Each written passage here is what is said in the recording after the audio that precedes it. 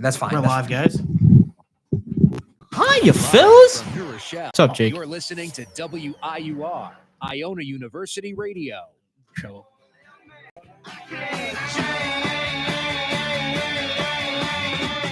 Countdown going on right now. Morrow, up to goal. 5 seconds left. Do you believe in miracles? Yes. Now it's Larkin with a burst of speed. He scores. Dylan Larkin in transition gives the United States the lead for the. You're simply the best. For the empty net, Mark Messier. Do you believe it? Do you believe it? There you go. All right, guys. That was a quick show open. I made it a couple weeks ago. I didn't get to use it yet. It's the first time I had to use it. I hope you guys like it. It's very nice. Joined by William John Ferguson. Are you a junior, third? What are you? I'm a student. I'm a sophomore and a big sports fan. Yeah. And then we got the FTC. Tribal Chief. Back for one last time this semester as a guest. Looked like Peter Clemente on the couch last night. Watching the draft. Watching the draft spread out. Looked like Peter Clemente on the couch. Those tree trunk quads. Leave the gun. Those Take tree the trunk canola. quads. Yeah, but no, Dom would eat the cannolis before he got home. Yeah. If we had them, then I would. Dom would have went to town last night. Ooh. I heard you want some vodka chicken parm. Yes, I do. We forgot to grab that, didn't we? Yeah, it's upstairs in my room. That's all right. We'll go grab it before. It's all right. No, because if I don't give it to you now, it's gonna go bad. I'm gonna You throw eat out. it then. It's all right. I don't eat the vodka chicken parm. Too bad. Give it to someone. Give it to Tyler. Yeah, I'll give it to Tyler. I'll be like, yeah, my aunt made it. I'll have it another time. All right, you want to do the draft? Let's do the draft. We'll do the draft first. Yeah. I got my phone call coming in. Yeah. I'm having my my uncle call in on the show for the draft. Okay. Let me call his phone. This is gonna be fun. I pulled up, by the way, before we go on the phone. Yeah, I was pulling up I the draft. pulled up the draft order on the computer, so I'll be looking at the computer. I was looking at the Are order you too. guys ready to go? Yeah. All right. See if it picks up. Hold on. Let me do this one. This one's hot in here.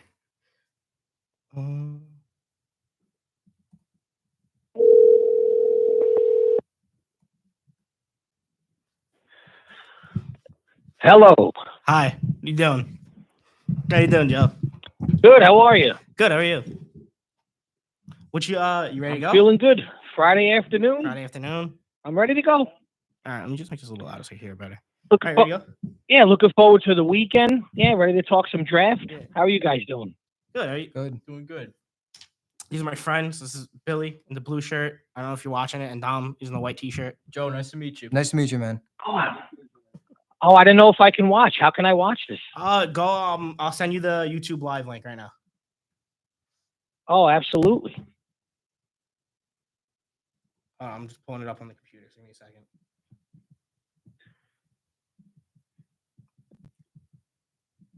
Command. Okay. Yeah, I'm sending it now, so you can pull it up. You can listen to it while we're. And then when you go, if you want to save it, you just go on the page afterwards. And then you can sounds watch great. it. Yeah. Taking a picture of my shirt. Thanks. So let's get rolling. Let's get on. Sorry that I didn't mean to break your flow. No, it's totally fine. I'm just pulling up the draft order. You want to go talk about the top five first? We'll talk about the top five. Sure. What do you guys want to do too? It's All right, up to you guys. I don't What know. about the top five? We'll start with the top We'll five. end up covering most of it anyway. Yeah. So no surprise. Cam Ward went number one. What do all three of you think about that? It's, you want to go first or me? You would go first. Well, it definitely wasn't the strongest quarterback class, Yeah. but as much as I want to say Jackson Dart, it's definitely true that Cam Moore was the best prospect by far. I give a lot of credit to him. He came to college as a one-star recruit, proved his craft at Incarnate Ward, had a good year last year at Washington State, came to Miami and really boosted his draft stock, Heisman finalist. He's very deserving of this, and he's got the work ethic to be a great quarterback. And, Coach Callahan at Tennessee was a great offensive line from Cincinnati, reason he got the job there. I think he's in a good position to succeed. I hope that everything goes well for him. You want to go, Dom? I mean, quick thoughts. Billy really covered my thoughts. What do you I think? definitely say. What do you think, Joe? Cam Ward. I mean, that was a fantastic synopsis by Billy. He basically encapsulated Cam Ward's, college career. Yeah. I think it's a good fit. I mean, it might be a weak quarterback class, but at the end of the day, it's the biggest need on the worst team in the league. And you're not going to pass because the next year's quarterback class is better. Yeah. So I think it's a good fit. It's going to take some time. I don't know if the smartest thing for the organization is that he comes in and gets thrown to the wolves, but that pretty much is what's going to happen with the first overall pick. But I do think it was the best pick, for the team, and at the QB position. I think the Titans are going to start off the next iteration of the franchise with this kid. Yeah. Same thing with I think the way you said next iteration, I think you go into Travis Hunter too. That was a shock though, them trading up for him. Yeah, I definitely think that was We a were shock. sitting there and none of us thought that was gonna happen. Like, No, none of not us at thought the all. Browns were gonna trade back. We all thought they were taking Carter, number 2. Yeah, Yeah, I thought so too. I didn't think it's a brand new GM, new situation, new coaching staff. So I thought it was pretty gutsy on Gladstone's part to make that move. Obviously, he had the approval of ownership, but it was definitely gutsy. They did give up a ton. I mean, I have to give the Browns credit. I don't want to say they fleeced the Jaguars, but getting a number 1 to move, 3 spots back was pretty savvy on the Browns' part. So That's but I mean, I love Hunter. I mean, he's my favorite player in the draft. He's basically a can't miss. So yeah. I have a question for you guys. Do you think he settles in at receiver or corner? I think to start, they're gonna make him play wide receiver. He had better numbers as wide receiver in college. So I think they're gonna make him wide receiver. I think they're gonna make him play corner on a needs be basis, like if there's injuries or if they just need extra depth at corner during the game. I think they're gonna really try to mold him into a wide receiver first player. Yeah. Honestly, I don't know. I could see it going both ways. Admittedly, I kind of lean the other way, cornerback first. Though I think the reason for that is because when I imagine the Giants drafting him, because we were in that position. Yeah. I kind of imagine him being a cornerback first because of how weak our secondary was when his offseason started. However, it's like when you watch Hunter, you realize he is truly elite at both positions. I wouldn't necessarily compare him to Ohtani because Ohtani in baseball is just a whole different stratosphere of being good at pitching, good at hitting. it's 2 different games, Exactly. that you're playing. Two different completely positions. Baseball's a lot less physical on the body than Yeah. football is, so it's a little bit easier to play that two-way style. What Hunter is doing, he has potential to be top 5 at both positions, and it's unfortunate he's probably gonna have to prioritize one because he'll just tire himself out playing 80 snaps per game. So it'll be interesting, but you could go really either way. Yeah, I kind of agree with that actually. What do you think, Dom? I think we said it best. I think Travis Hunter, they will put him as a wide receiver Yeah. for now, but then when they get to the cornerback position, if they need it. Yeah, I think So I definitely do think if the Giants did pick Hunter up, it would be the same thing. Now we're on the pick. This is my guy right here, Abdul Carter. Penn State. 2 Giants fans sitting right next to me. Yeah. I know you guys love the pick. Joe, what did you think of that, Abdul Carter? That was. I think it was a great pick yeah. for the Giants. I think he's gonna, help take that defense to the next level. Yeah, that's they were saying trade Thibodeau. I'm like, no, because you could still have 3 good pass rushers. You don't need just 2. They Yeah. just exercise their fifth year. Absolutely, and they extended his option. So essentially it's 1 year. If he doesn't produce, then they'll move on from him, and it'll be Burns and Carter. But Carter's a chess piece. You can move him all over the place. You can rush him inside. If they're standing up, you can stand them up in the 3-4. You can put him hand in the ground in the 4-3 look. So he just gives them, another monster in the pass rush game. And the defense is that front 7 on the Giants is looking pretty tight. So I think it was a great pick. Yeah, I agree. You always talked about Carter from Penn State. As a Notre Dame fan, I got to see him play against Notre Dame. Yep. Unfortunately, in that Orange Bowl, he was not 100% healthy. Still wrecked them. But I will say he was definitely the best Penn State player on defense. Listen, I was really young when the Giants won the 2nd Super Bowl with Eli, but the one thing I remember is guys like JPP, Tuck, Umanura, rotating off the bench, creating constant pressure on the best quarterback in the game. And frankly, on every quarterback they played in that Super Bowl run. But the point I'm trying to make is that you can never have enough edge rushers, especially with a young secondary that the Giants have. It's only better to get more pass rush because it just helps those guys develop more. A guy like Deontay Banks, he really didn't have a good year last year. But now that you got a better pass rush, maybe it could help him develop. A guy like Tyler Newbin we drafted last year, signed Javon Holland. They're really building up that defense. I wish I could say the offense is coming along as well, but that's definitely something more we're of gonna a have to work wait in and see to- progress, Yeah. for We'll get to the sure. offense in a little But bit. the defense is young. Some great guys on the defense with Brian Burns and Like Burns, Thibodeau. You got Sexy Dexy in the middle of all Yep. that. They got something cooking, but now we just have to wait and see. We can't get now ahead it's of a wait and ourselves. see.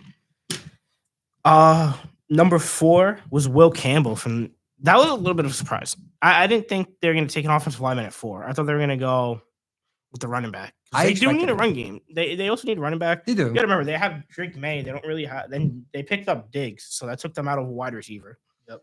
Well, I thought they were going to take the running back. What's his name? Genty. I'm fine with it. I thought Will Yeah. Campbell was a good fit for New England, and they need a lot of other weapons on the offensive side of things. So I'm okay with it. If they feel he could be their left Yeah, I tackle, think you drafted your franchise quarterback. Now you just need to start, working with the players that are going to protect that franchise quarterback. If you look at the overarching theme of the first round, it was teams with young quarterbacks were helping the offense by getting offensive linemen, whether it was guards or tackles to protect those guys. So, look at the Redskins, for example. Even though they traded for Laramie Tunsil in the offseason, they go ahead and draft Connolly in the first round because it's protecting the franchise, Jaden Daniels. So it definitely made sense. I mean, I know there was a lot of chatter about Campbell's arms being too short, but I think that's just more analysis by paralysis. That once you get into draft season, you hear all these nitpicking reasons why players slide up or down the board. And I think that, that the Patriots didn't care about that. They didn't care that his arms were 32 3/4 inches. They just went with the best player at the position for what they thought was. Yeah. I think jumping to the Browns, I think that's what the Browns did too at number 5. They took the best player available. That kid's, I think Graham. And you pair him up with someone like Myles He's going to Garrett. be an animal with Myles Garrett. That's going to be a great duo. That's why I'm surprised they didn't take Carter, but I thought that's why I thought they would have took Abdul Carter. Then you have your edge for the next 10 years. Yeah. Graham's going to be great, though. Yeah. I get that. I mean, I see that. I also think that, having a guy, if you can get to the the quickest way to get to the quarterback is up the middle. If you know what I mean? If you can get a penetrating 3 technique, that's not too shabby, and they're really hard to come by. So, this kid, has that nonstop motor, was a blue collar kind of kid, always in the weight room working, really good defensive school in Michigan. So, I mean, it was a good fit. I mean, the Browns finally, did something right, and getting that extra one definitely helped. Yeah. Now that we got through the top 5, we'll go through some of the picks that we have highlighted or that surprised us. I'm going to start with the Jets pick. I'm going to start with number 7. I full on thought we were taking Tyler Warren until they said Membu's name on the draft stage. Until they said his name, I full on thought the pick would be Tyler Warren. But then they went ahead and the Jets draft Armand Membu. Yeah. Which honestly, it's not a bad pick. I just thought Tyler Warren would be the pick because all you saw was the Jets wanted a first round tight end everywhere. I never saw them linked to offensive line. I mean, who's the tight end? It's Conklin, right? Conklin went to the Chargers. Oh yeah, who's the tight end then? Jeremy Ruckert and Stone Cold. I swear to God, that's his middle. His name is Stone Cold Smart. I swear to God. Stone Smart. You know his middle name is Stone Cold, right? Like the wrestler. Is it? That's great. That's a great name. If those tackles pan out, though, I mean, if those tackles pan out, you have potentially 4 guys on the offensive line. I mean, you have Membo, and then who's the guy you got last year? Fashanu from Penn State. Kid's savage. Yeah, so you're building up. The offensive line looks like it's coming together with Pittman in the middle. If Elijah Vera Tucker can stay healthy, and now you have these 2 bookends. You got, no one's older than 26. And, Simpson was arguably the best offensive lineman on the team last year at left guard. So if they re-sign him, now you have, you're set. So whether it's Justin Fields or it's whoever the next guy the Jets draft is to be the franchise, now you're talking about it's much easier to start building an offense when you have an offensive line, which we haven't had, a cohesive unit in decades. So if this kid hits, and I mean, apparently, he seemed to be the consensus best right tackle in the draft some people had him going ahead of Campbell. So there were I'm a Penn State fan, so I'm completely biased and was loving the idea of Warren coming to the Jets, but and Tyler Warren, but in the current state that the organization is, it's kind of a luxury pick. This is a deep draft for tight ends. I'm going to go out on a limb and say that they're going to try to trade for a veteran this weekend, a veteran tight end. I mean, there's rumors that the Ravens are going to let Mark Andrews walk because it's his last year of his contract. He's coming off an injury, and they're gonna sign Isaiah Likely long term. I mean, I wouldn't mind him. I would take him over Goddard. But yeah, I would that's take just him me. over Goddard too. And Fashard is a left. Yeah, that's just me talking. But but I agree with that though. I would take Mark Andrews. I would. They might even. I would have him over Dallas Goddard for sure. Maybe they might even draft someone second round, third round. They have both second and third round picks. They might. No, they certainly might. I mean, it depends. I mean, apparently they like Stone Cold, but we'll see. But I get Pete. What did you? What other picks do you want to? I was gonna say the Tyler Warren pick. I thought because the Jets and the Jets aren't lucky. I thought he was going to Miami. He was gonna crucify us for the next 10 years. Happened with Dan Marino. Thought it was gonna happen with Tyler Warren. They had the chance to get, and then the Dolphins surprised us and took Kenneth Grant, the other Michigan DT. He got overshadowed by Grant, but that guy's a really good defensive tackle in his own right. His stock went up a lot, as did Walter Nolan's before the draft. They both got drafted relatively high. Yeah. So I was. What do you think of that one, Joe? I was definitely shocked they didn't take Warren. I mean, I thought Miami was going to look for a defensive tackle. They lost Calais Campbell, and they lost Christian Wilkins the year before that, so they definitely had a need. I mean, I thought just as a Jet fan that, like you were saying, that the Dolphins would take somebody that would fortress for the next decade. From the scars of the Jets.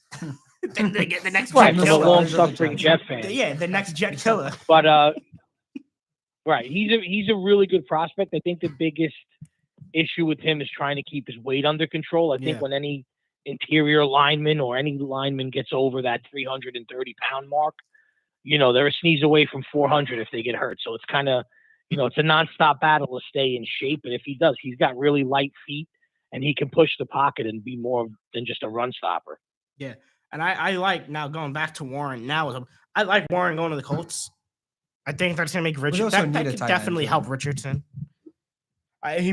He's been up and down, but Warren to the Colts could definitely help Richardson. And plus, you also have Jonathan Taylor as your running back and Michael Pittman Jr. as your wide receiver. Yeah, that's right. Who's the other wide receiver? But they got Pierce and Pierce is the white guy, right? A.D. Mitchell, yeah. That's one thing of Pierce. Adonai. They drafted Adonai Mitchell last year in the first round, so they're pretty stacked. I mean, nothing's better for a quarterback than having a safety blanket at tight end. It's a young group for sure. I mean, the Colts. I remember after the Giants beat them last year and knocked them out. Yeah. Which just sounds crazy to say. If you get your season ended by the Giants, I'm sorry. Like, everyone should be fired. But I remember listening to Colts fans. They're all like, a lot of guys need to go. And it really looks like they're making an effort to get younger here. Obviously, when you draft, you're going to draft young guys. But just the guys they have on offense right now, like Jonathan Taylor. They have a very young offense. I don't think they still have Quentin Nelson. Yeah. So Jonathan Taylor is their oldest skill guy. And he's just coming off his rookie deal. The offensive line's still solid, but after what happened against the Giants last year, they definitely gotta really take a look in the mirror and reset. Can I just touch on one other pick? I'm not gonna talk about the Giants yet, but I'm not gonna talk about Dart yet either. We have that's coming up in 5 minutes. The one I'm actually gonna. I have one. I have 2 picks I want to talk about too. Yeah. We'll do those. I'm gonna jump past it. The one pick that shocked me. Well, it was actually a combination of two, just because of their whole first round. But the Atlanta Falcons, what they did last night, really shocked me. Jalen Walker, number one's a really good pick. What number was that? 15? 15. Yeah, that's really good value right there. And their second pick, James Pierce. I think James Pierce is a great player. I know he had some character concerns, but I remember early in the college football season, he was getting mocked top 5. So he definitely fell down quite a bit. Still a great prospect. What got me, though, was that they gave up a first-round pick to move up, which shocked me. Especially since the Giants, who traded up right before them, did not even give up. Other than the second-round pick that they were going to have today, they gave that up, of course, to move up. But other than that, the Giants gave up no other second picks or no other first-round picks to move up. So it shocked me that the Falcons, they gave up so much to get another edge rusher when they already drafted one. Yeah, I was like, why would you trade a number 1 pick to go up to pick 26? And like I said before, it's always good to have more edge rushers, but I thought a first round pick was a little too steep of a price there. Yeah. Oh, I agree. I mean, the Giants gave up a 3 and 26 as the best part of as the bellwether for that deal. But yeah, the Falcons did give up a ton. I mean, the only thing I can come up with is, ownership really wants to turn the team around fast. They're going to start with, a rookie quarterback to, this season in Penix. Yep. And, Arthur Blank wasn't happy that they had absolutely no pass rush. I mean, the two guys, I mean, getting Pierce now is like getting a first rounder next year. True. That's the only way I would, kind of see it Understand that way, because if Pierce stayed in college but they did give up a ton. I mean, I think the Rams get more, get higher marks for the deal than the Falcons do, only because they didn't do much and got a number 1 pick for it. Yeah. But they got something going down. Those two kids in a 3-4, they're both going to be stand-up rushers for the most part, at least now in Raheem Morris's defense. He's going to have a lot of options. And then the NFC South the NFC South is wide open. Oh, yeah. So, even with the rookie quarterback, Atlanta could contend in that division. Yeah. So that's probably something from ownership where. Yeah, I mean, look, and they they could be a fluke. I mean, it's not like they're going to be they're consistent. Yeah. Consistent winner. I mean, there's no guarantee that you get the same effort out of Mayfield. The 2 receivers are getting older. The defense has some vets that are getting long in the tooth. They don't have much of a pass rush. So, I mean, the Saints have issues. It's all stems from the quarterback position. So does Carolina. If Atlanta gets hot and wins those division games, who knows? So Yeah. I think Arthur Blank really put his stamp on this trade and trying to get the team moved forward, especially for the heat they took after the whole Michael Penix situation. Drafting him and signing Cousins and then drafting him on top of it, only to lose Cousins pretty much a year later. Yeah. Well, you nailed it. I mean, if you're gonna fortify a need like that, then you always have to do it. For me, just watching it though, it is kind of shocking to see a first round pick be moved to move up for a non QB. And I'm not gonna include Travis Hunter as a non QB because that's totally different. So if the Falcons are gonna move a first for this guy, then I just have to believe that they really believe highly in him. And if he pans out, he becomes a great player. And they also believe they're going to be a playoff team next year, where their pick's going to be around between 19 to 26 anyway. So it's a late pick anyway. But the Rams came away. Really Yeah, I mean, I completely agree with you. Yeah, I completely agree with you. I mean, I wouldn't have done it if I was a GM, even if I liked Pierce. That's a lot. That's a lot to give up in arguably a deeper draft next season. Yeah, and for the Rams' sake of it, it's really good that they got a first round picks. It might be Stafford's last year. So, if they got to go all in by the deadline. Next year, I mean, if they got 2 first round picks at the draft and they see a quarterback that's good, they have the capital to move up. Yeah. Sean McVay, if he wants a quarterback next year, I'm sure he'll probably be a great guy, because whoever goes into that system ends up flourishing. Mm-hmm. I mean, any position. Like Jared Goff wasn't even that bad. Yeah. Matthew Stafford put them over the edge to win the Super Bowl, but Goff wasn't bad. Mm-hmm. Now I want to get to the Jackson Dart pick. What was your pick you want to highlight? Sorry. I was going to highlight the Genti. Oh, yeah. That's right. I was very surprised that Genti was chose by the Raiders, but now giving it thought, they need it because they don't have any running back. They have no weapon at all. Yes, you just, you signed Geno, and, you have Brock Bowers, who's one of the best tight ends currently. Yeah, but you have no wide receivers. Who are their wide receivers? You have Jacoby Myers is number 1. But you have really no weapons. That would be a good fit for like Amari Cooper to go back to Vegas, but go back to the Raiders. Go back to the Raiders, and then you have Genti, who we've seen what he can do as a running back in Boise, and he's talented. So you really do need that weapon because you have nothing on your offense. You have some great defense. You got Max Crosby, but where's the offense? Yeah, I'm just so scarred from the Barkley picking a running back guy. But at the end of the day, Genti is so good. He'll make them better. I don't know how good their O-line is. Just the Raiders, if they don't have a good O-line, just keep building it up, and then you can get the most out of Genti. Yeah. But Genti himself's a phenomenal player. No doubt about that. What do you think, Joe?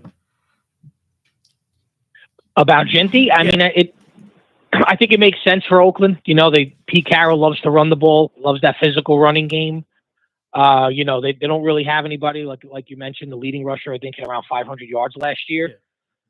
So I think it was a good fit, and it does definitely match where he was being, looked to go. A top 10 pick, top 5 pick.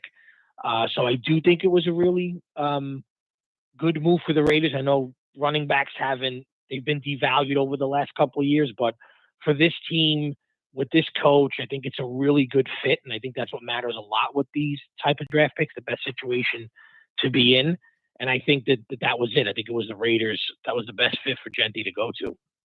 And Colson Loveland, that was my other pick too. Yeah. That really surprised me. I was very happy. I was surprised he was the first tight end off. I was really thinking he should have went to the Chargers, like be way, way, way down. So I'm actually kind of happy he was this high.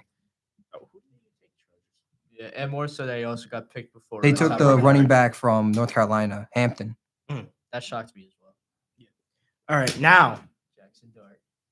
I watched you specifically, Dom. You look like you're about to crash out when they said Jackson Dart's name. You looked so pissed. Okay. Would you like to explain why? The only reason why, now, nothing against Dart, because I think he's a fantastic quarterback. I think he is, he's a great quarterback. He did his stuff. But with this season, I didn't think that we needed to draft a quarterback because, yes, we have Russell Wilson. Is he prime Russ when he was in Seattle? No. Is he better than Denver Russ? Yes. Could he be as good as Pittsburgh Russ? Most likely. So we have a good veteran starter. Yeah. Then you have a good veteran quarterback too. I couldn't think of his name for a second. Winston, which is a good guy to have in your back as a backup because he can teach the young guys. And then you have Tommy, who's just Tommy. So it's fine because you just throw him in when you need it. I just didn't want Jackson Dart only because we have this. We have a good quarterback room as is. But now sleeping on it and realizing, I think that it's a good fit. And plus, you definitely pointed out too, if we do tank this year, Dart is still, and Dart does do really well, that still can open the door for Arch Manning to get drafted by the Giants. So then not only will we have Winston still as that mentor to the younger quarterbacks, we also going to have Dart, who has his first year on the Giants, to give Arch, if we do draft Arch, any pointers on stuff, since that was his dad's team.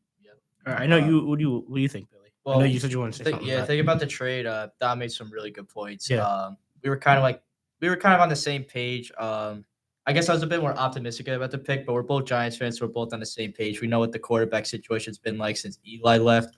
The three things I focused on were what we gave up, the situation right now, and future development. What we gave up, I'm totally fine with that. I was on the record before the draft saying I would have rather just stay in the second round. If your quarterback falls, take him, or just get another guy to put in the trenches on either side. They had the second pick in there. They could have took Shador and Dart because they probably would have fell if they didn't trade up for him anyway. True. The one thing with the trade, I'm fine with giving up those thirds. As long as we didn't give up a future first or a second other than the one today, because, you obviously have to give that one up. I don't know if anyone else would have traded up for him. I know the Rams traded back out right after we traded up. Could that have been for Dart, or could that have been because the Falcons' offer was just so much of an overpay? Yeah. We'll never know. We'll never know if anyone else would have traded up. Situation right now, he's not going to start this year unless injuries are really bad. You got Russ, you got Jameis, which is perfect. He shouldn't start this year. You got to let him develop at least 1 year, maybe even develop him 2. It's kind of another case where you need to, as bad as the team has been, it's honestly good if you give at least Dave Bullshane 2 more years. Because if you tell them they got 1 more year, they're going to try to rush him. You got to let him develop. Yeah. And then if it doesn't work after that, you fire. You fire the guys, and then hopefully, you got pieces in place to make it an enticing job for the next GM and coach. As for next year, as Dom said, if the Giants have a really bad year and they're picking top 5, and maybe it's Arch, maybe it's another quarterback, but if there's an elite quarterback prospect there that you can draft, and Jackson Dart still isn't played, as unfortunate as for him, you can't let him stop you from taking that elite quarterback prospect who might be more of a surefire pick. It's kind of like when the Cardinals took Josh Rosen in 2019, or 2018, excuse me. He really didn't play that much, and then 2019 they got number 1. Cliff Kingsbury came in and said, "I want Kyler Murray." Josh Rosen's working in sales right now, and Kyler Miller's their starting quarterback. He's working in sales. Yeah, so it's like, it sucks for the guy, but that's the type of ruthless move you have to make in that position. In a perfect world, Dart develops for a year or two and he becomes the franchise quarterback. Unfortunately, it's really never that easy with this team, but it is a good situation to be in. He's gonna have two older guys mentoring him. Dable, as much crap as he got from the New York media, is a really good offensive mind. He did a great job developing Allen. Now, Allen's much better than Dart when he came out, but he still did a great job developing him. So you just hope that happens again. I'm just gonna point something quick out, and then I'm gonna let Joe go. I was thinking it was a good pick. I know you guys didn't think I think it's a good pick because, like you said, he's gonna be able to sit and learn. So I think having the ability to have him sit and learn behind not one but two veteran quarterbacks is super beneficial for him. As to if you drafted Arch next year or the can't miss quarterback, you most likely will only have him behind Winston. Yeah. So he would have to start playing games anyway if Winston gets hurt. I think this is the best case scenario for a quarterback is to have two veteran quarterbacks. Whether they're still good or not, we'll see. But the fact that they could teach him, even if they're not playing good, he could learn the game from them. It is very beneficial to him. So I think it was a good pick. Was it worth trading up to the first round? No, because I think if he made it past LA, he wasn't going to go first round. Kind of like Shador. Shador, if he didn't get it past the Giants, he wasn't going in the first round. So I was like, I think it was a good pick. Yeah. What do you think, Joe? I think it was a good move. I think when the Giants saw an opportunity that presented themselves, they must have really liked Dart. There was an availability for them to make a trade. They didn't give up a ton, just like you guys said. Yeah. He's gonna learn, which I think is gonna be the best thing for him. There's no reason to rush the kid.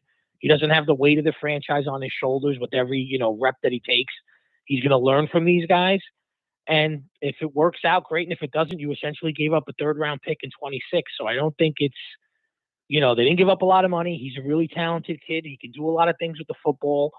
I think it's a good fit. So I think, he'll have time to get comfortable with New York, get comfortable with the scheme, get comfortable with being a pro instead of having, every rep that he takes, have the weight of the franchise on it. Yeah. And I don't know if I agree that he would have slipped.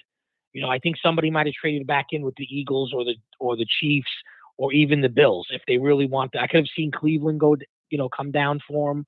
The Saints might have, come down at the end of the first round, maybe make a deal with the Eagles for him. So I don't. If you like the guy and he's there and the terms are right, you got to make the move. And I applaud the Giants for taking that risk. Yeah. I just have three quick things to say about Dart. Because it really could be a franchise-altering move. My heart is just making me believe that the Rams did trade down because we took Dart and because of how good of a coach McVay is.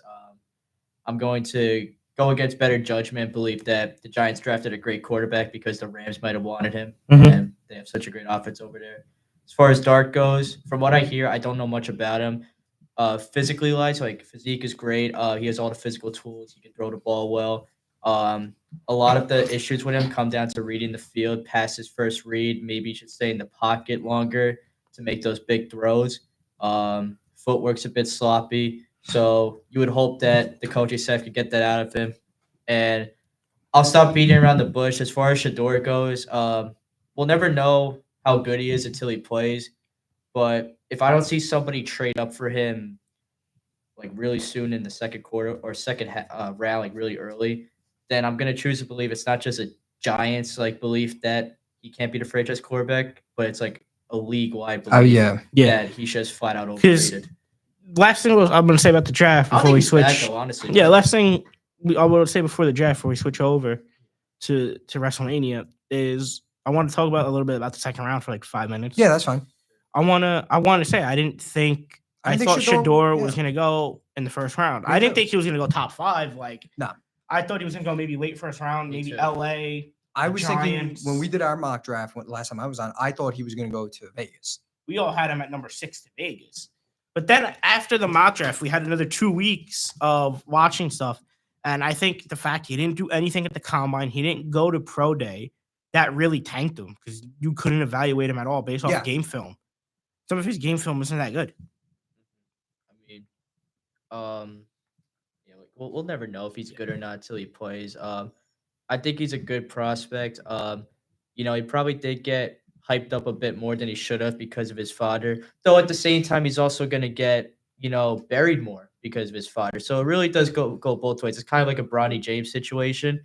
But I hope the best for him. And as all quarterbacks go, it really depends on what situation you get put in for a lot of them. So I have nothing against him, and I hope wherever he goes, he gets put into a position to succeed. Yeah, and the other that's thing, all I have for him. Other thing I want to say about the second round before we switch over is, I think watch the Jets and the Browns. Watch the Browns for Shador, because I know they have the first pick second round. Yeah. Watch them for Shador Sanders. I definitely think it's a shot that they take him. That would be cool. And then I'm saying watch the Jets for the best available pass catcher where they pick. Whether it's a tight end or a wide receiver, I think they're just going to take the best player available and whoever the best tight end or receiver is.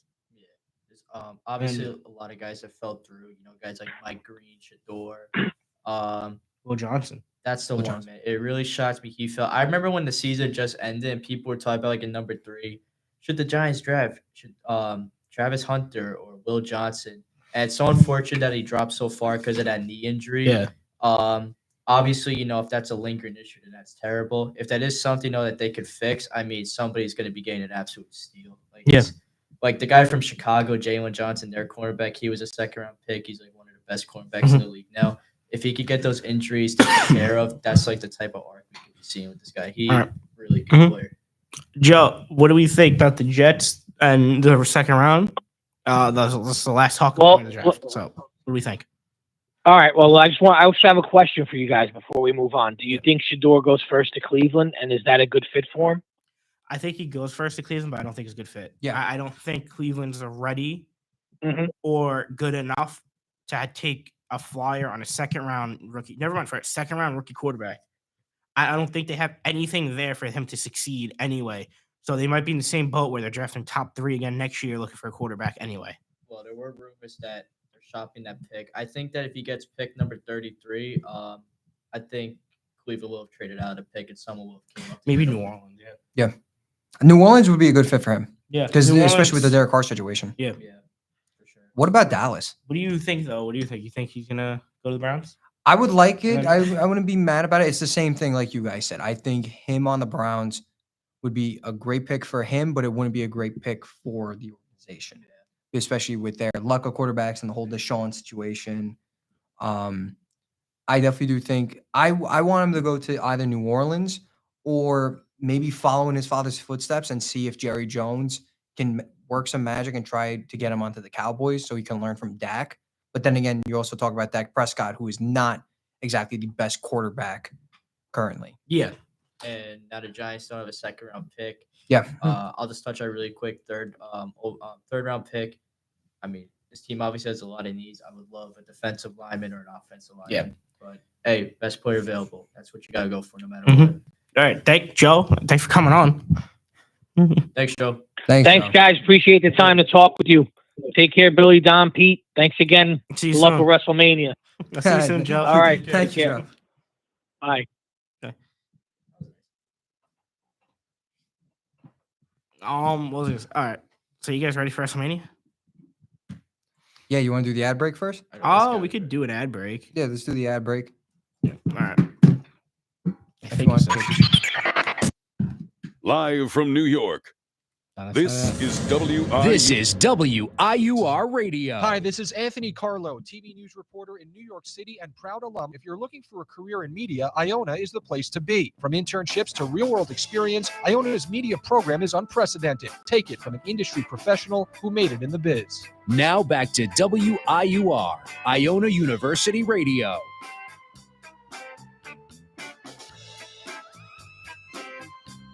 All right, guys, that was our ad break. Thank you again. Thank you, Joe, for coming on. I know you're not on the phone anymore, but thanks for coming on again. It was great. That was great. Yeah. It was great. Great to have you on. Yeah. We've been trying to do it for a while, and it finally worked out. I was very happy to talk to him. He was Yeah. definitely great to talk Yeah, to. it was like, draft. we've been trying to do this for a while, and it finally worked out where Yeah. we both were free to do it. Hopefully, he comes on soon live. I Yeah. would love that. I would love if he came on live Next one day. semester. Yeah, I would love to have that. All right. So I'm going to let you, I know it's my show, But this is your. But you guys are gonna inject then. I'm gonna let you lead, This is and we're gonna military You're gonna expertise. lead it Okay. because you know the most about wrestling out of all of us. Yes. I want you to lead the show Yes. for the last half hour. Yes. And I'll interject when we have to do the wrap up and Yes. with any points I want to make. Yes. But this whole segment This is is yours. basically This is your lead basically segment. going to be my entire show then that I do at WCC. Which, by the way, yeah. go check out New Sound Rebirth on 88.1. That is my show at Westchester Community College. It is the greatest thing in the world. You know. The smart spirit, the rock got speared by his cousin, Roman Spirit the Rock. With the headphones. Can you do the FTCs here, please?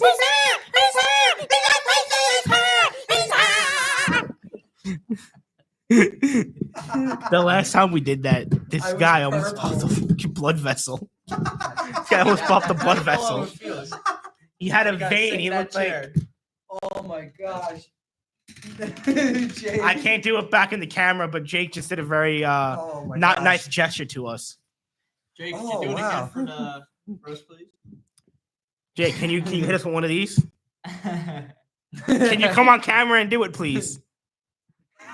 Jake's got a monitor. Let's let him do his thing. All right. Yeah. So of course, April 19th, April 20th, WrestleMania had happened. Before we get to WrestleMania, of course, we had NXT Stand and Deliver. That is NXT's event they have on WrestleMania. But really quick, Jake, you want to come say hi? Hello, y'all. Jake here. I am the producer for the day. I won't interrupt, keep it going. I'm gonna hit you with a Roman Reigns spear after this, or I'm hitting you with the Stone Cold Stunner, but you're going down. Keep going. Yeah, let's go. Okay, so Austin, know this. I am your father. Wait, really? No, not really. You do that. All right, let's go. All right, so of course, this past because we have like 20 minutes. Let's go. So this past Saturday, April 19th, April 20th, WrestleMania 41 weekend happened. Before we get there, we had NXT Stand and Deliver, which by far is the best Stand and Deliver in my opinion since 2021. We had some Billy, stop looking at me like that. We had Pete, stop looking at me like that. We had some great matches. Pre-show match, Gigi Dolan and Tatum Paxley were able to win a fatal 4-way tag team elimination match to determine number one contenders to the women's tag team championship, which was a pretty great match on the pre-show. Ricky Saints defended against Ethan Page in a fantastic, phenomenal NXT North American Championship match. Hank and Tank finally won the NXT Tag Team Championships. Very satisfied they won because I thought they really deserved it against Fraxion. Wrestling is fun, okay? It was a spectacular match. Speaking of a spectacular match, the ladder match for the vacant NXT Women's North American Championship. We had some great female stars in there. So Ruka, Izzy Game, Kalani Jordan, Lola Vice, Tia Hale, Zarya. But at the end of the day, I was so happy that Ruka finally got her time in the sun to shine because she's just she's one of the best female wrestlers, not in NXT, but in WWE currently. I think she's one of the most talented. 6-man tag team match, Dark State versus the D'Angelo family. Pretty good stuff.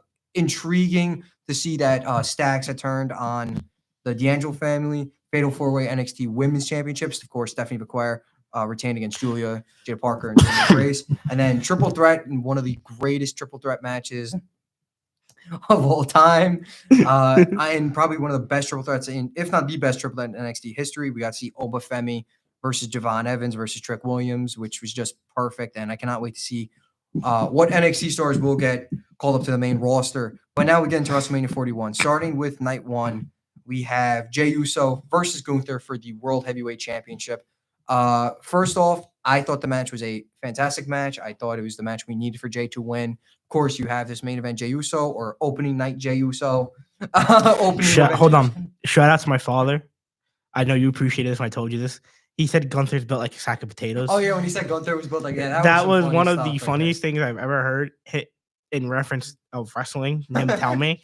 Is he goes, this guy's the world champ. He's built like a sack of potatoes. I legitimately laughed right in his face. I said it like it wasn't even like a fake laugh. That was just genuinely. It was funny, hysterical. I thought it was a fantastic match. I definitely do think it was a very slow match. To start out, but that's Gunther's style. That's what you're gonna get with Gunther. But it was a fantastic match overall. And again, congratulations, Jey Uso. That's why Jen Gunther. I'm just gonna interject and let you. First off, are we gonna break down every single match, or are we gonna break down just the big matches? Just a real quick thought, honestly. Just a real quick thought on the match. So, because I was gonna say, because I know there's a lot of matches to go through. Yeah, we're just gonna give like quick. I was gonna say we could just do the championship matches from both nights. Honestly, if you want to just do that, it makes it easier because I think the other matches weren't that good to talk about, like the other two matches. I'll get rid of the 2 singles matches. Yes, the non. I would just say the non-title matches. So Jade and Naomi, I thought it was good for what it was. Yeah. Good match. Great to see Jade get the win, and then El Grande Americano, of course, Chad Gable in the luchador mask. Gracias. Gotta throw one out there. We gotta do what he did when he won. Gracias. Versus Ray Phoenix. with Fantastic. the hands like right over. Fantastic to see Ray Phoenix get his spot at WrestleMania. Of course, that he replaced Rey Mysterio because Rey Mysterio got injured. But phantom injury. They had to get Ray Phoenix on that. So they got Phoenix onto the card. Fantastic for Phoenix to get his introduction at WrestleMania. Sucks he lost, and it was just a mediocre match. But yeah, Jay and Gunther again, fantastic match.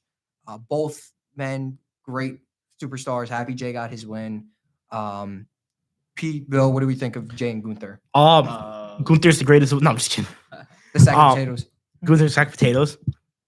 But seriously, Gunther, I actually do like Gunther. I feel like he's built as this ruthless, doesn't give a shit character. He's a machine. He's built as his character. He's ruthless. He doesn't give a shit about what anybody wants. He's gonna do things his way.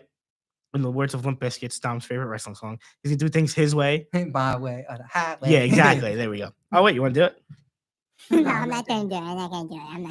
All right. It's okay. But no. Turn it off. No. Fine, I'll do it and then turn it off. Yeah. My way or the highway. Okay, it's not getting turned off, but all right, keep going.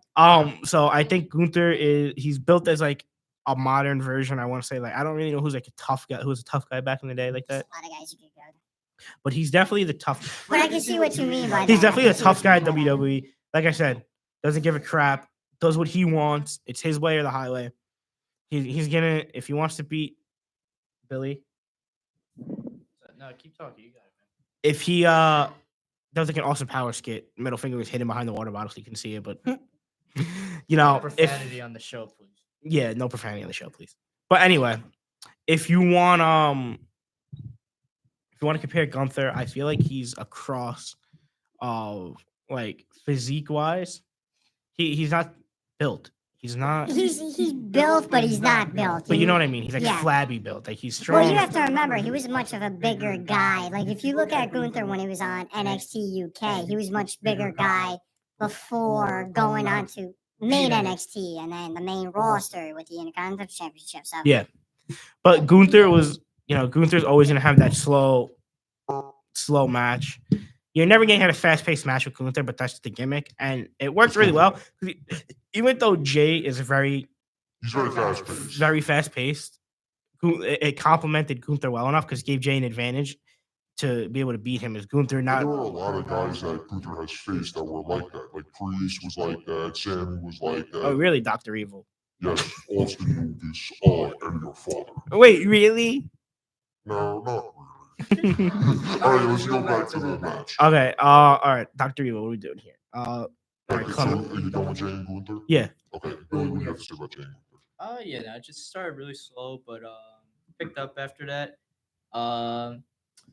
Yeah, I kind of feel bad because like I don't think I give the match the respect it deserves because frankly there are a lot of better matches on it on the WrestleMania card, but it was a really good build up. As someone that was just getting into wrestling, I really didn't know a lot about Gunther before like the Royal Rumble stage when the build up to the matches really starts. And I was showing you a lot of work Gunther was doing with the IC belt beforehand.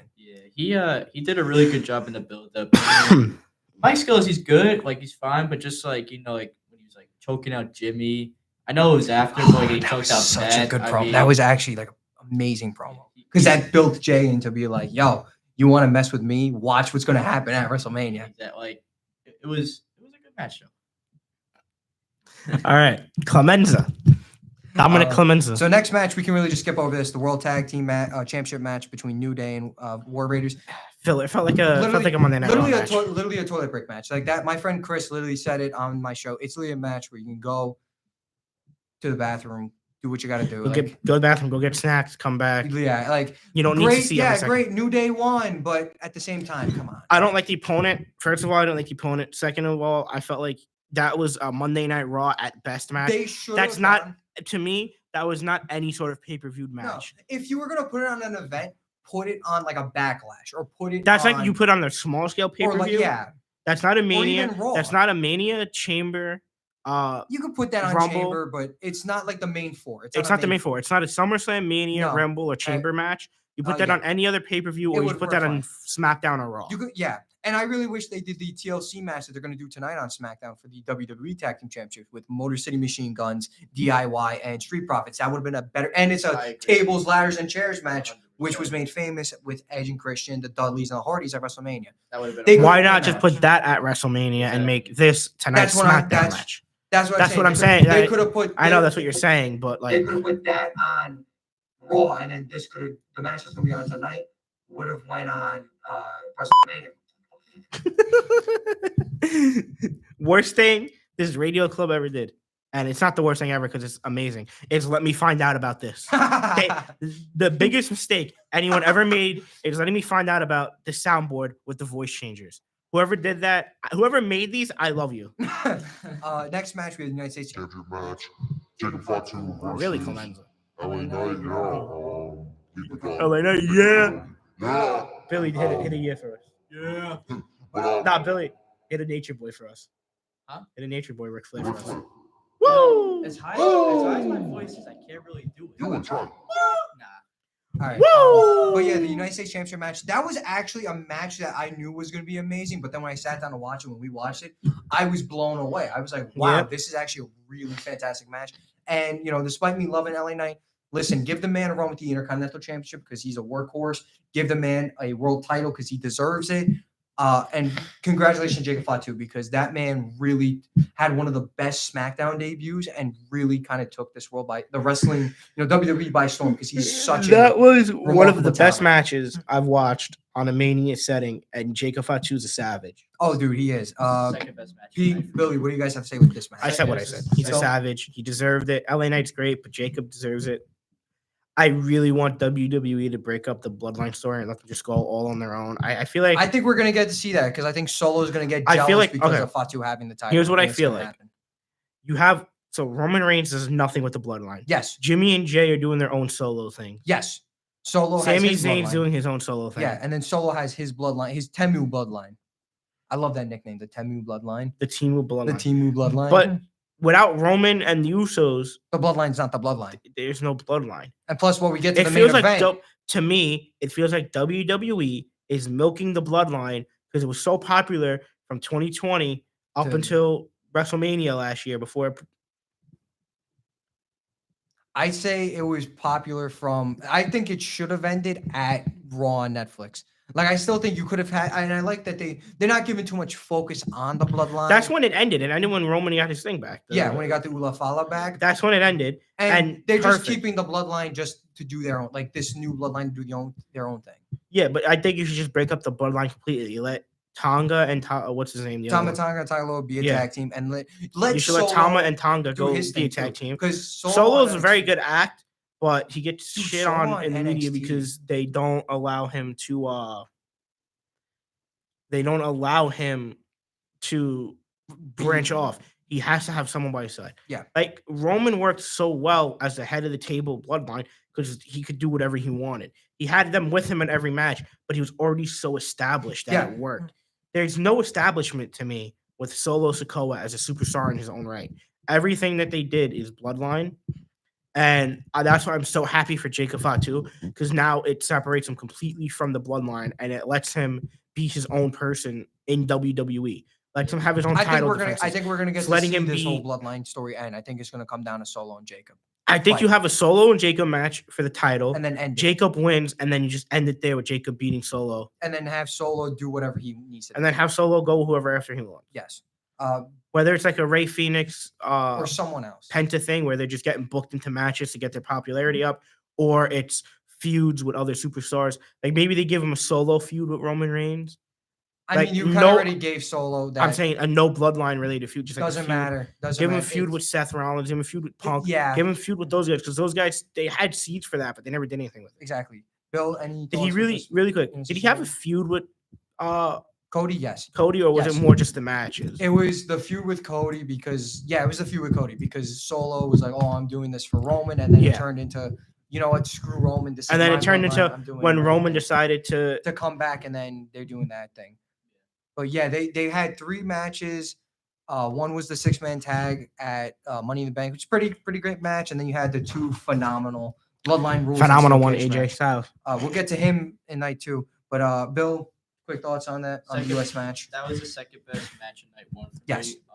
me. Speaking of going off to do your own thing, now LA Knight has the opportunity to maybe challenge for one of the The big belts. The big world titles. heavyweight and the Now, undisputed I know I titles. told Dom I was going to run the show, right? I have a question for him. Yes. And we're going to jump to night 2 for this question. I have to ask it because we're running on time. So we got Here, like I'll go quick with the night 1 real Just quick. go quick to night 1, and we'll go to And the then we'll tag team, the triple threat, and then we'll go just to the John Cena match. We won't go through all night 2. I could Just 'cause we're speed, tight on time. I could speed run this real quick. Trust Honestly, me. just speed run everything up until the tag team. I got you. I'll speed run everything up until we get to the Cena match. Yeah. Of course, you don't want I was to gonna- run the tag team. I was going to talk about the triple threat. Which one? Roman. All right, so we could save that. I'll just speed run everything else. You know. Yeah, So speed- Tiffany Charlotte, fantastic match, really abrupt ending. Yeah. Tiffany's beautiful. Love both superstars. Both are great in the ring. Charlotte was kind of stiffing her a little bit during the match, but you know, I feel like there's a little bit of Charlotte's work style. But yeah, so just fantastic match. Io, Bianca, Rhea, fantastic triple threat match. Really wanted Bianca to win because I love Bianca, but very The happy. EST. The EST of WWE, but I know we hate Dave Meltzer. I'm sorry to cut you off. He gave that match 5 stars. So did he actually? He did. It deserves it. I think that because that was probably one of the best. He probably gave matches. the CM Punk match 1 star because he's a douche. No, he gave it 4 3/4. How? I think that's How even does more- that? No, let's be Okay. real, let's be Okay. real. 4 Okay. 4 Now 4 I'm 3 mad. 4 Now I'm 3/4 mad. Now I'm mad. 4 3/4 is more of a douche move than 1 star. Let's be real. You know. because Okay, you know what? you're Let's telling not it even it's right let's there, not but you're even gonna save give the it let's to not him. even save the anger. Let's not even because if we talk about Dave Meltzer, my I'm gonna throw a microphone at Dom's head if we talk about But him. Yeah, congratulations to we the This talk water about- bottle's getting if we shot. talk about Dave Meltzer or AEW, which me and Jack Licchio were talking about earlier, it's a whole nother story. I Let me know just Dom give you- loves Jacksonville, baby. He loves Yeah, AEW. seeing Shahid Khan's son last night. He Get out f- of your father's wardroom. Let's be honest. You have a company to run. That's why your main events are ass. I love you, Dom. Somebody's a little. Like I'm sorry. I have to say it. Like, Hey, that's hey, I'm not even at Iona yet, but now I'm getting pissed. hey, let's throw it down. Congrats to the women, though. It's a Congrats great to the match. women. You had a phenomenal match. Again, wanted Bianca to win, but Io won, which I'm totally fine with because you're giving her more of a run. Obviously, you would have had to. I know we're going to talk about it in a sec. You would have had to main event the men's triple threat just because of the implications at the end going forward. But based purely on Yo, performance, that was a Colin main just text event me. match. Tell Dom I said Duval. He's edging you on. He's pissing you off. Because just text me. Tell Dom I said Duval. With the big.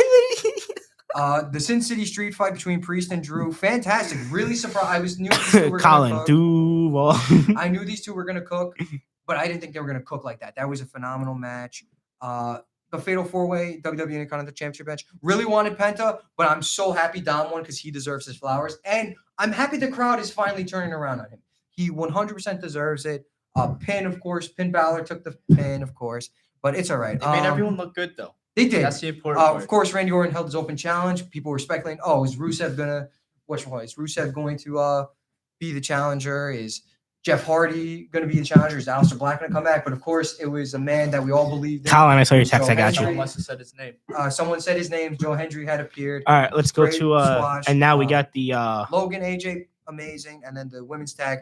Sucks Bailey had to get injured, but Becky came back. Okay, Happy so about now that. before we get to John Thank you. Cena. Let's get to the triple threat main event. Did you cry after John Cena won? Yeah, did you cry after John Cena won? We'll get to that in a minute. Let's say You it did was cry after Hold John on. Cena. You asked too early. You ruined the joke. You ruined the joke. Colin wants to know. Our It's- valued it's viewer, not a Colin joke. Barden. It's not a joke. It's an Wants to know. emotional moment. for Okay, us. anyway. Told you. First off, Colin, I know you're listening. I told you I cried. Why are you starting to come at me with this? No, because we're just Why are messing with talking you. to I'm the sorry. microphone like that's Colin? Because it is. So Dom, triple threat, CM Punk, Seth freaking Rollins, the OTC, Roman Reigns. That was a beautiful. Give main me your original prediction on who was gonna win and how shocked were you when Seth Rollins won? event. Okay, so first off, I think we all could agree that was a perfect main event. That was That was beautiful main event. a 10 out of 10 main event. The highlight to me was Paul Heyman's crotch shots to Punk and Roman. You know what the funny part about that? We were watching that last night. We were watching that last night. His face when he did it just had me crying. Just Paul Heyman doesn't age, but he keeps getting just fatter. He just gets fatter.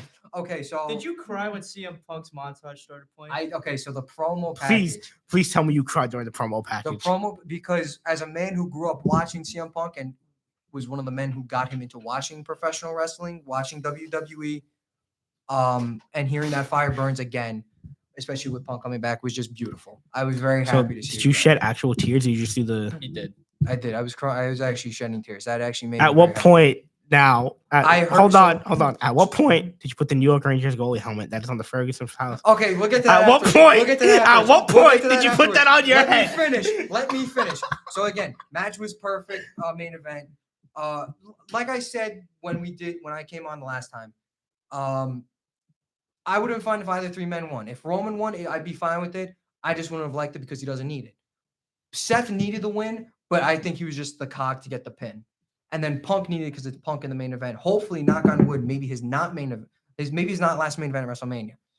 Then when I got to see Paul turn on Punk, I was kind of expecting it a little bit. Yeah. I was still shocked because they have a relationship that spans 2 decades, almost 2 decades. So it's like I was very surprised. And then I saw him give the chair to Roman, and Sorry, everybody. And, In reference to what we were talking about. When CM Punk lost, this was him. You want to explain? So I'm going to explain it right now. So then, of course, Roman gave him the chair, and then Paul turned on Roman, and then gave Seth the chair. What made me go into that position was realizing that Seth won. Pause. Oh my goodness. You're lucky he's showing the picture right now. I know. 'cause that would've The sounded reason why very I good. laid down like that with the helmet on was because of seeing Seth win. That was the reason why. Seth Was won. you- But no, that's the next night. That that's the next that one. was really But why yeah, you that got it picture ready. That's that good. was really why where that picture comes from is because Seth won and I was not expecting Seth to win or even Punk being a Paul Heyman guy.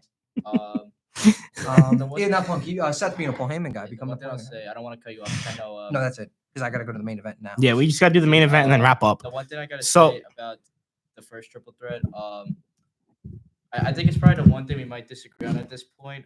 Just seeing CM Punk still mocked into a lot of potential title matches going forward this year, it confirms to me that Seth was the one who needed this the most, and it might also confirm to me that Yeah. Seth was the only one that needed it at all. Yeah, because Seth was taking a lot of losses, and It might be like his golden era now. Maybe not performance or promo wise, but winning wise, I think this is going to be, and I think the partnership with spoiler alert if you guys did not see the Raw after Mania, seeing this partnership with Paul and Braun Breaker, maybe a fourth member getting introduced like an Austin Theory or some young up and coming talent, could we be seeing an Evolution 2.0? I'm really hoping that's the case. really happy to win with Braun Breaker. I know you were really happy too because you said a lot of great things about. I him. think Your Braun face. is one of the greatest young talents. I love this push he's getting. I definitely do think that he would be. I hope they do Jacob Fatu versus Braun for the U.S. title because I still think that would be fantastic. And I see. I don't know it's about WWE. So I really just got into it, but seeing videos now like Paul Heyman talking to Braun Breaker like 2 or 3 years ago. I mean, Yeah, the storytelling you is really see- impressive. You see the sprinkles going in there. They plant the seeds like so. Also, prayers up for Jimmy Butler. By the way, Colin told me to give prayers up for Jimmy Butler. So prayer up to Jimmy Butler. All right, let's go to the main event. Main We got event now. 5 minutes. Steph Curry gets fouled almost every possession. It's not fun. It's the best shooter of our generation. The ref should give him some help. All right, Not so- that he needs it, but give him some help. So main event time. Of course, I'm repping my guy in the shirt, Cody Rhodes, who had a beautiful. That is a entrance, nice by the way. shirt. Had a beautiful entrance by the way. Cody Raheem Rhodes. What's the story behind the motorcycle? So I don't know, maybe Ghost Rider, but it was For what? awesome for Cody's mask, like entrance. an Iron Man mask. Not the design, but just how it Dude, came oh off. my No, God. so really quick because we got to wrap up.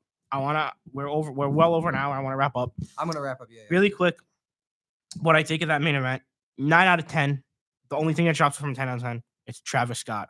That dropped it from 10 out of 10. There was no need for him. Either have The Rock show up or have nobody interfere. I mean, like I That's said, it. I'm okay with it. If The Rock, but if they knew The Rock couldn't show up, which I guarantee they did, I understand Travis was there when Cena turned heel, but it's WrestleMania. Why ruin a phenomenal 10 out of 10 match Why ruin a 10 out of 10 phenomenal match by having Travis Scott come out to Fiend? That ruined a 10 out of 10 for me because I was like, you either have The Rock come out, or you just have Cena use the belt again the way he cheated with the belt. Not cheated, but the way he used the belt as a weapon. So after you give your thoughts, he gives his thoughts. I'll explain mine. Just give your thoughts and let Dom explain so we can wrap up. Congrats to Cena on breaking the record. Oh yeah, congratulations, John. Third best match in a night, or third best match at a WrestleMania for me behind the 2 triple threat matches. Yeah. As far as that, you could choose whichever one you want to be number one.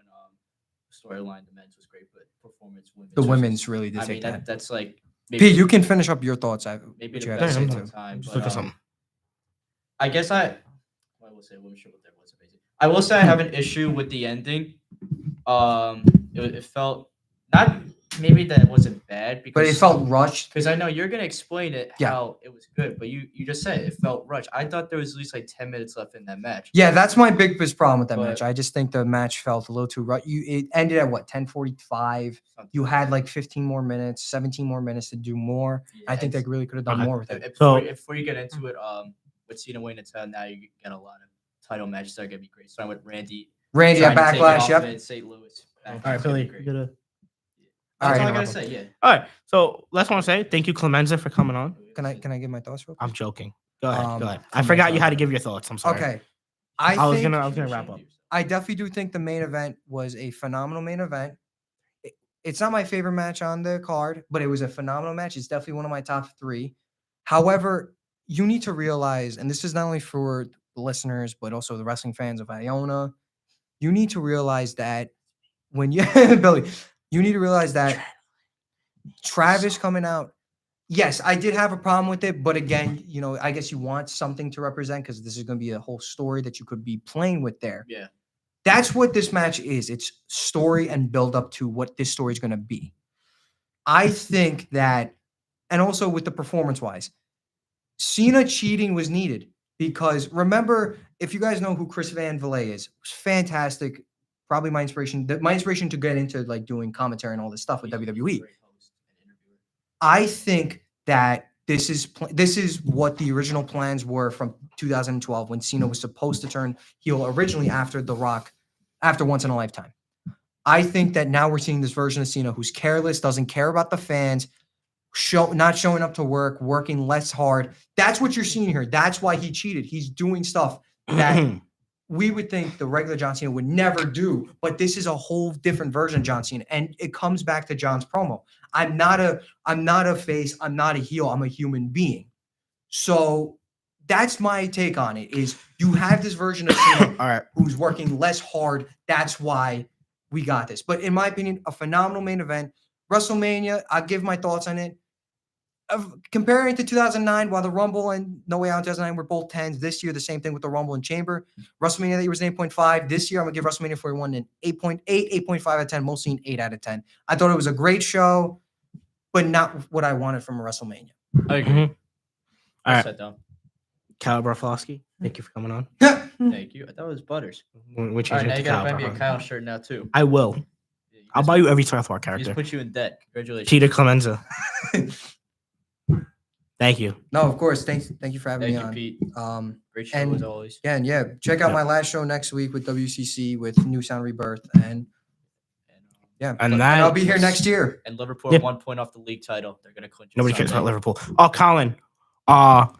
Rockets in 6.